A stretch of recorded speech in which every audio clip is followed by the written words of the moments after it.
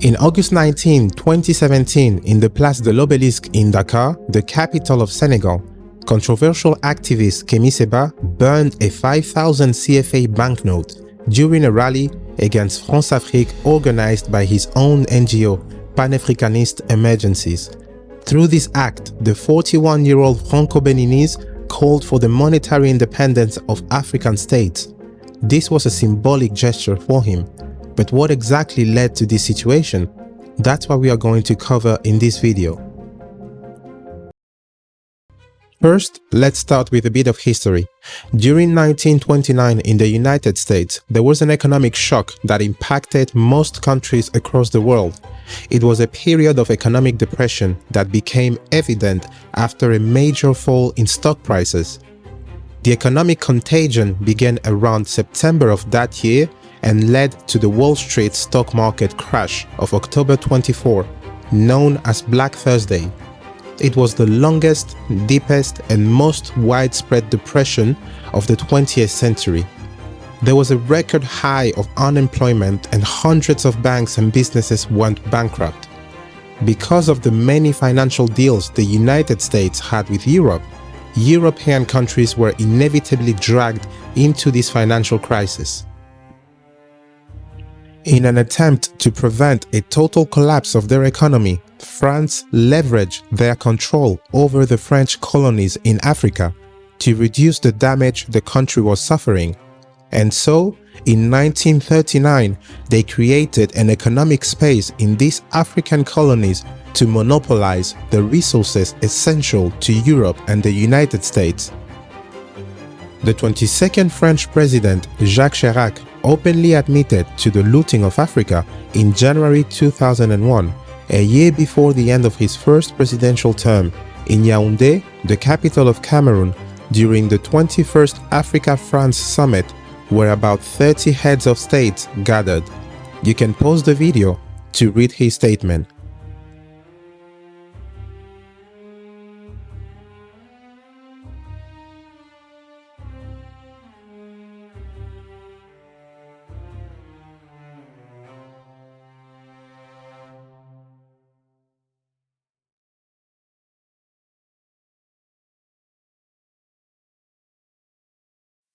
In 1945, Charles de Gaulle, the French army officer and statesman who led Free France against Nazi Germany in World War II and chaired the provisional government of the French Republic from 1944 to 1946 in order to restore democracy in France, decided to reinstate the monetary system Adolf Hitler imposed on France during Nazi occupation between 1940 and 1945.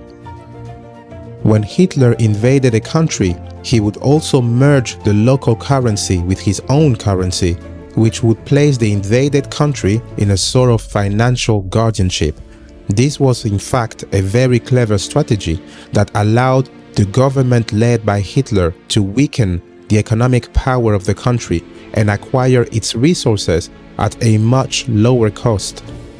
Charles de Gaulle saw the huge potential in this system, and so, in addition to the economic space that had been created 6 years earlier, on December 26, 1945, he created a new currency specifically intended for the African colonies under the control of the French government, and then he merged this new currency with the French franc.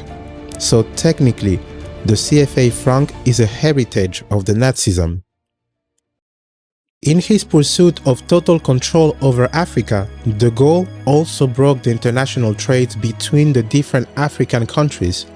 To accomplish this, he divided the French CFA territories in two segments. The first area was the Union économique et monétaire ouest-africaine. This area was formed by 8 countries: Benin, Burkina Faso, Ivory Coast, Mali, Niger, Senegal, and Togo. The second area was the CEMAC, Communauté économique et monétaire de l'Afrique centrale. This second organization was formed by 6 independent states in Central Africa: Cameroon, Central African Republic, Chad, Republic of the Congo, Equatorial Guinea, and Gabon. Each one of these organizations had their own central banks. The central bank assigned to the UEMOA region was the Banque Centrale des États de l'Afrique de l'Ouest, and it was located in Dakar, the capital of Senegal. The central bank assigned to the CIMAC territory was the Banque des États de l'Afrique centrale, and it was located in Yaoundé, the capital of Cameroon. The currency of one of the regions could not be used in the other territory and vice versa. This limitation made international trades between countries in opposite areas extremely difficult, and that is the reason why the exports of goods and services between the two economic spaces was below 5%. These two economic communities had no other choice but to export their resources to France. Between January and December of 1960, all 14 French colonies gained their independence. However, the currencies issued respectively in West Africa and East Africa remained in place, and they formed the basis for the exchange rate regime of independent states in the franc zone. Any African president or leader who opposed this currency and threatened the status quo was removed from power and often brutally assassinated. Particularly shocking is the case of Sylvanus Olympio, the first president of Togo, who was executed during a coup d'etat on January 13, 1963, only days before the scheduled removal of the CFA Franc, which was going to be replaced with the Togolese currency. All the banknotes of this new currency had already been printed and they were ready to enter public circulation. The death of Olympio halted the new Togolese currency, which would never see the light of day. Similar cases are those of Thomas Sankara in Burkina Faso and Muammar Gaddafi in Libya. These men were far from perfect, but they had one thing in common. They wanted to set their people free from the shackles of imperialism. In their own way, they stood up against the Western oppression and they chose to fight the system that prevented any progress for the African people. They fought to remove the colonial currencies, to establish an African monetary fund, and to create an African bank that would provide the tools for African countries to attain financial autonomy. The tragic deaths of these brave men put an end to any possible change. However, over time, these events triggered different anti-colonial movements in Africa in response to European imperialism on the continent. These included the use of the indigenous press, trade unions, organized religions, associations, literary, art forms, and also mass migration. Whether it is non-violent resistance or armed resistance, the objective is the same: safeguard our way of life and sovereignty, a better future for the next generation.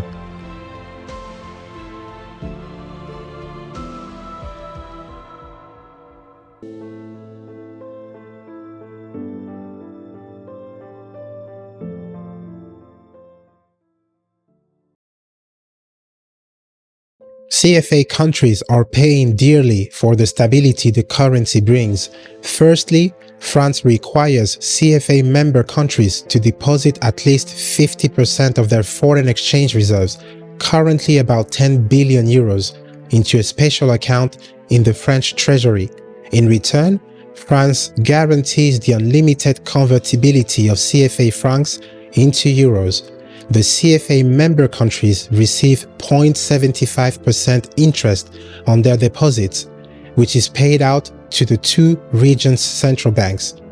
It would make sense for the French Finance Ministry to then reinvest these CFA reserves, and any gains above the set 0.75% interest rate would be a win for France.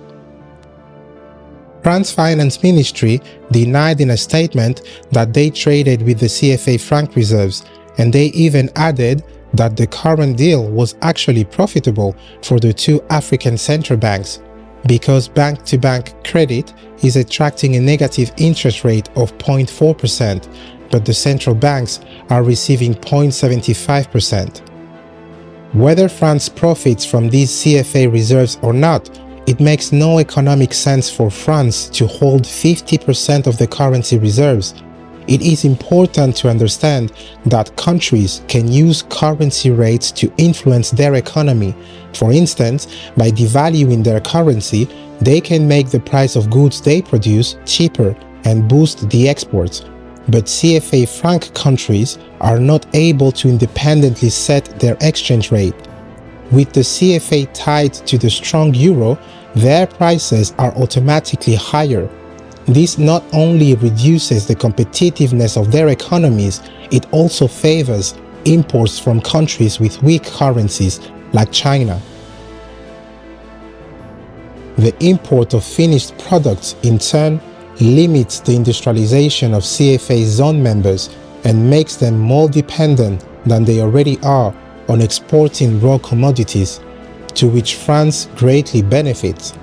The purchasing power of African populations is too weak for local businesses to be able to sell their products, generate sufficient profit margins, and create jobs of quantity. Despite the situation of near deflation observed in many West African economies, pegging the CFA franc at a fixed parity with a currency as powerful as the euro harms the competitiveness of exporting companies and handicaps domestic producers. The sale of goods priced in a hard currency deters international customers from buying, while the reduced cost of goods produced abroad provides an incentive for imports. Then who benefits from the CFA franc? The CFA stability keeps inflation down. It is less than 2% for the West African Economic and Monetary Union. This stability is attractive to investors and brings in more money to the region. However, this solely benefits the elite. Around 70% of the population in the CFA zone work in the agricultural sector. These small enterprises have difficulty getting loans because of high interest rates. The West African Central Bank states that there is no preferential treatment for lending. First and foremost, it comes down to the borrower's ability to pay. While some are able to obtain credit at rates of 6 to 8%, interest rates of 12 to 15% and even 18% aren't uncommon. This is because a large company is able to negotiate better interest rates than a farmer who wants to buy a tractor or build a barn but cannot offer the bank any collateral. Today, the CFA franc operates as a political tool to control African economies and policies, and also as a device for transferring, with minimal risk, economic surpluses from the African continent to France and Europe. The mechanisms laid during the colonial era remain essentially unchanged. The question being debated is a practical one. How can these countries get out of the CFA franc? There are two ways for exiting the CFA's logic of domination: the nationalist exit and the Pan-Africanist exit. A nationalist exit refers to the individual exit of countries that will create and use their own national currency. This was in fact the path followed by former members of the franc zone, such as Guinea, Algeria, Morocco, Tunisia, Madagascar, and Mauritania after their independence from France. The Pan-Africanist exit is the one that initially maintains monetary integration in the franc blocs, but excludes France. It therefore requires that all African countries in the franc zone jointly demand the abolition of the current operation account conventions with France. In its current form, the nationalist exit is problematic. It might be financially expensive in the short run. It will take time, it could generate a lot of uncertainty and risk, and is not immune to sabotage. Let's not forget the counterfeit French Secret Service bills that flooded the Guinean economy after Sékou Touré put in place a national currency in the 1960s.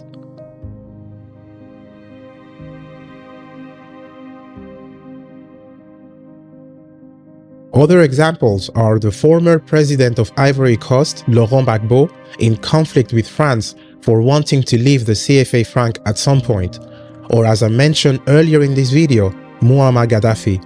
Among the main reasons for the military intervention in Libya was France's need to stop Gaddafi's Pan-African currency project, one of whose aim was to rid Africa of the CFA franc.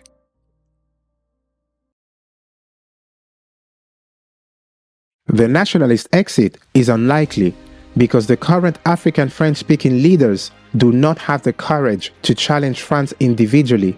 They lack the guts of figures like the late Thomas Sankara, the murdered president of Burkina Faso, who openly challenged France. Given the history of African leaders, it is understandable that they may have second thoughts. The Pan-African exit seems to be the least risky and more interesting scenario. It can take place in two steps. The first step is that of the exit of France. The African countries collectively will ask France to leave by denouncing the monetary cooperation agreements and the operation accounts conventions between France and the countries in the franc zone. However, this proposal to leave the logic of monetary domination can only succeed if two preconditions are fulfilled. First, a massive mobilization of African populations in general and Pan-African social movements in particular, which will make it possible to cope with the lack of political will of French-speaking African leaders and heads of states. Second, a distancing of Pan-African social movements from the single currency project currently being debated in West Africa. This project, which is unlikely to see the light of day, is simply used by some African heads of state to put the social movements fighting against the CFA franc to sleep. On December 21, 2019, President Alassane Ouattara of Ivory Coast and French President Emmanuel Macron announced an initiative to replace the West African CFA franc with a new currency dubbed ECO. Subsequently, a reform of the West African CFA franc was initiated. As we cover the historic reform of one of West Africa's major currencies, the CFA franc. 8 countries in West Africa have agreed to change the name of their common currency to ECO. But the monetary overhaul is more than just a name change. Key financial links to France, which created and backed the currency, will also be cut. In May 2020, the French National Assembly agreed to end the French engagement in the West African CFA franc. The countries using the currency will no longer have to deposit half of their foreign exchange reserves with the French treasury. However, leaving the CFA franc could be a risky operation. Before discussing a single currency for the region, other issues must be dealt with. Intra-regional trade must be developed, clearing houses should be established, an optimum currency area needs to be examined. Useful lessons can be drawn from the difficulties of the Eurozone.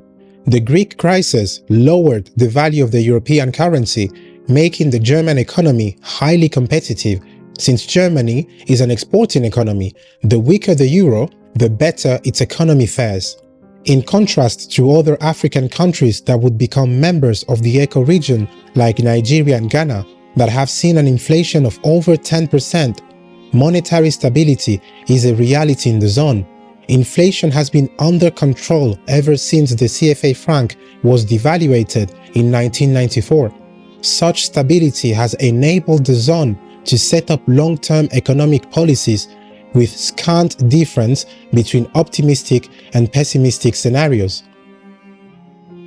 Then why leave when stable economic growth of close to 7% can be maintained, especially at a time when Africa is experiencing its lowest growth rate in 20 years, and to do so, join a zone that is chronically unstable due to the influence of Nigerian GDP, 3/4 of which is completely dependent on oil? Well, there are several reasons.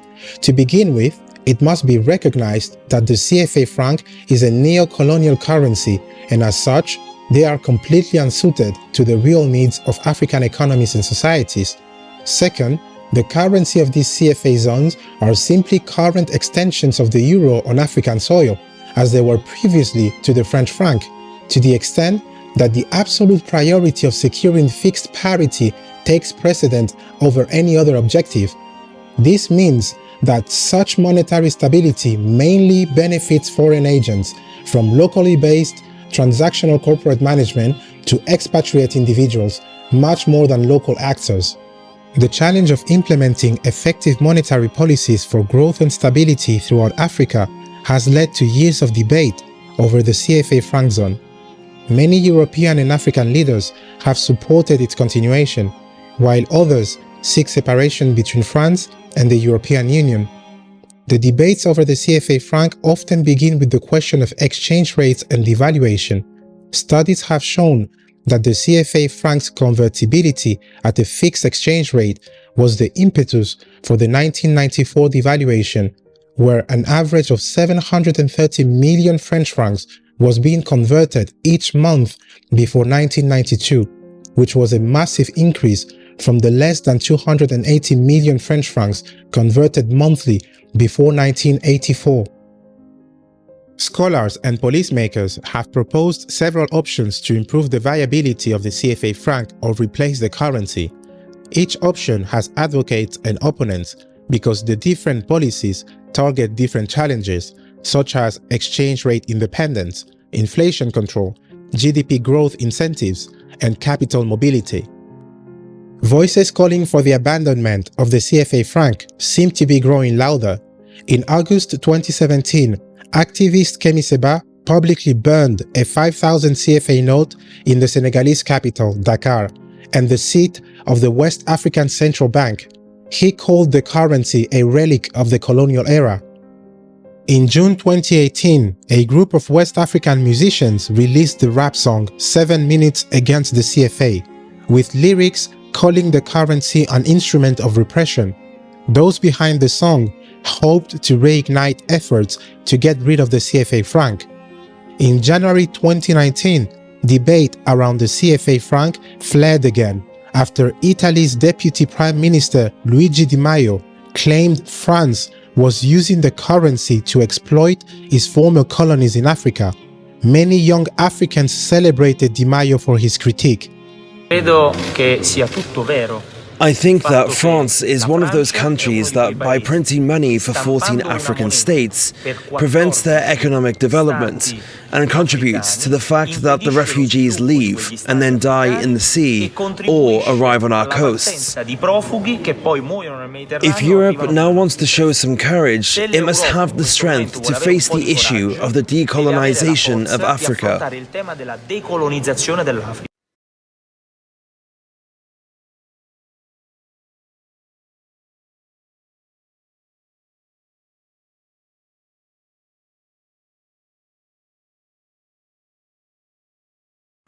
Ever since the 50s, when countries started to gain independence from France, there has been a debate around the ideological nature of the CFA franc. Defenders praise the credibility and stability of the currency and point out that no CFA member has experienced a major financial crisis. One indication of the CFA zone's attraction is that Mali chose to rejoin it in 1984, while Equatorial Guinea, a former Spanish colony, and Guinea-Bissau, a former Portuguese colony, also later became members. Overall, policymakers from the CFA franc zone should analyze the various options to determine a short-term and also a long-term plan that will increase growth and lead to equitable development of countries that are at different stages. African and European leaders must be resolute and accountable to the various interest groups throughout their two continents.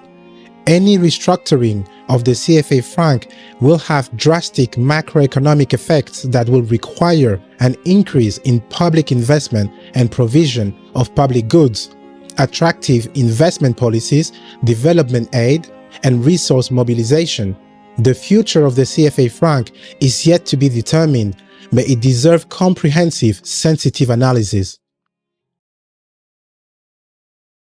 That will be all from me today. If you watched the video to the end, thank you. I do appreciate your time. and I hope you learned something. Whether the CFA franc remains in place or whether it is changed for a different currency, I do believe that it is important for us as Africans to regain control of our destiny, and to do that, we have to be in control of our currency. It is also important to have leaders in place in which we can trust, and they have our best interest at heart. That's all I have to say. Please leave your comments down below. Let me know your thoughts. If there's anything I should have added, anything I should change, anything I could have done better, I would love to hear from you. Don't forget to subscribe if you want to watch more videos. Let me know if there's any topic or any subject that you would like me to address, and I will start working on that as well. Thank you very much, and I will see you very soon. Bye.